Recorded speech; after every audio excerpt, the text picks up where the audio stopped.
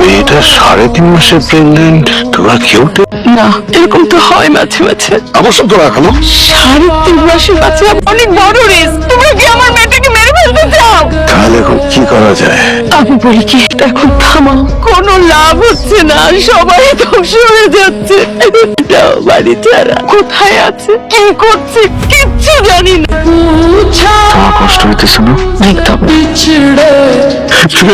তোমার কিন্তু পেতনির মতো লাগতেছে। অবদান আমাকে পেটনি বলবো না, আমি রান্না করছি কখনো, কাজের চেষ্টা করছিস না। এবার ধ্বংসের দ্বার প্রান্তে আমরা আর কতদিন যুদ্ধ করব? আমার ছেলেটাকে কতদিন দেখি, কি করতেছে আল্লাহই জানে। আয়মান যদি এত কিছু না করতো তাহলে তো এসব ঘটনা ঘটতোই না। আমাদেরকে সামনে আগাইতে হবে। একবার চিন্তা করে দেখেন, আপনারা হবে নানা নানি, আপনাদের ভিতরে যদি ঝগড়াঝাটি মনোমালিন্য থাকে তাহলে এটা কিছু হইলো এখন যারা এই বাড়িতে, আমরা তাদেরকে আবার এই বাড়িতে নিয়ে আসি। ওরা আছে কোথায় আমরা তো তাই জানি না। আরে আহানের বন্ধু নিয়ে আমারে সব কিছু কইছে। এই যে আপনাকে দুই পরিবার, আমি একটু চাইপা ছিলাম। তাহলে আমরা এখনই বেরিয়ে যাই, ওদেরকে নিয়ে আসি। কিন্তু তার আগে একটা কাজ করতে হবে। আয়মান কুশা ছেড়ে বৌমাকে শ্বশুর মানে বাড়িতে নিয়ে আসি। বাবা, চাচা, মা, আমি অনেক বড় ভুল করে ফেলেছি, প্লিজ ক্ষমা করে দিবেন। দোস্ত, আমার নাম হাতটা খালি, বুঝছস? কিছু টাকা দিতে পারবি? ঠিক আছে। কাস্টমারের নাম্বার অন্য কাস্টমারকে তো দেওয়া যাবে না। আরে ছেলে যেটা করতেছি সেটা সব 2 সেকেন্ডের মধ্যে নাম্বার দেয় কি দেখছি? তাতে ধন্যবাদ ভাই। এসো, একা থাকতে ভালো লাগে। আমি তো দুপুরে খাওয়ার টাইমে চলেই আসবো। আগে একটু ছড়াই থাকো, ফোনটা কেমন যেন না যেতে হয় না। না গেলে খাবার জুটবে না। তুমি হঠাৎ করে আমার জীবন থেকে হারিয়ে যাবে। পানি কেন? তুমি না থাকলে কিন্তু আমি থাকবো না। এই পৃথিবী থেকে যদি তোমার ভালোবাসা হারিয়েছে তাহলে আমিও হারিয়ে যাবো। একদম না। আরে শোনো, আমি যদি কোথাও হারাই যেতে চাই তুমি আমাকে হারাই যেতে দিবা? ঠিক তেমনি তুমিও যদি কোথাও হারাই যেতে চাও আমি তোমাকে হারাই যেতে দিব না। সারা জীবন এরকমই থাকবে। এভাবে আসি এখন। কেন আগে বলবো না? আরে আসি, ছাড়ো না, আমি চলে আসবো। দুপুরবেলা আমরা একসাথে খাবো না? আসি। মেয়েটা 3.5 মাসের প্রেগনেন্ট, তোরা কেউ না, এরকম তো হয় মাঝে মাঝে। অবশ্য তোরা এখনো 3.5 মাসের বাচ্চা অনেক বড় রিস্ক। তোমরা কি আমার মেয়েটাকে মেরে ফেলতে চাও? তাহলে এখন কি করা যায়?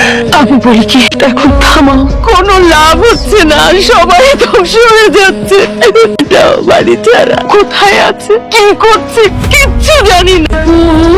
তোমার কষ্ট হইতেছে না? একদম। তোমার কিন্তু পেতনির মতো লাগতেছে। অবদান আমাকে পেটনি বলবো না, আমি রান্না করছি কখনো, কাজের চেষ্টা করছিস না। এবার ধ্বংসের দ্বার প্রান্তে আমরা আর কতদিন যুদ্ধ করব? আমার ছেলেটাকে কতদিন দেখি, কি করতেছে আল্লাহই জানে। আয়মান যদি এত কিছু না করতো তাহলে তো এসব ঘটনা ঘটতোই না। আমাদেরকে সামনে আগাইতে হবে। একবার চিন্তা করে দেখেন, আপনারা হবে নানা নানি, আপনাদের ভিতরে যদি ঝগড়াঝাটি মনোমালিন্য থাকে তাহলে এটা কিছু হইলো এখন যারা এই বাড়িতে, আমরা তাদেরকে আবার এই বাড়িতে নিয়ে আসি। ওরা আছে কোথায় আমরা তো তাই জানি না। আরে আহানের বন্ধু নিয়ে আমারে সব কিছু কইছে। এই যে আপনাকে দুই পরিবার, আমি একটু চাইপা ছিলাম। তাহলে আমরা এখনই বেরিয়ে যাই, ওদেরকে নিয়ে আসি। কিন্তু তার আগে একটা কাজ করতে হবে। আয়মান কুশা ছেড়ে বৌমাকে শ্বশুর মানে বাড়িতে নিয়ে আসি। বাবা, চাচা, মা, আমি অনেক বড় ভুল করে ফেলেছি, প্লিজ ক্ষমা করে দিবেন।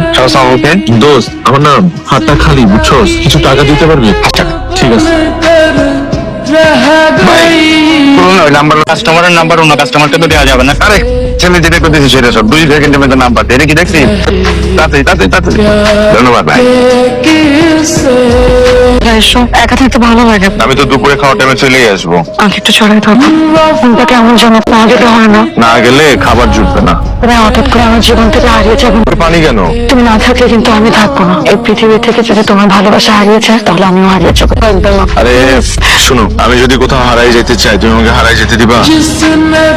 ঠিক তেমনি তুমিও যদি কোথাও হারাই যেতে চাও আমি তোমাকে হারাই যেতে দিব না। সারা জীবন এরকমই থাকবে।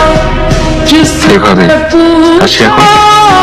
কেন আগে বলবো না? আরে আসি, ছাড়ো না, আমি চলে আসবো। দুপুরবেলা আমরা একসাথে খাবো না?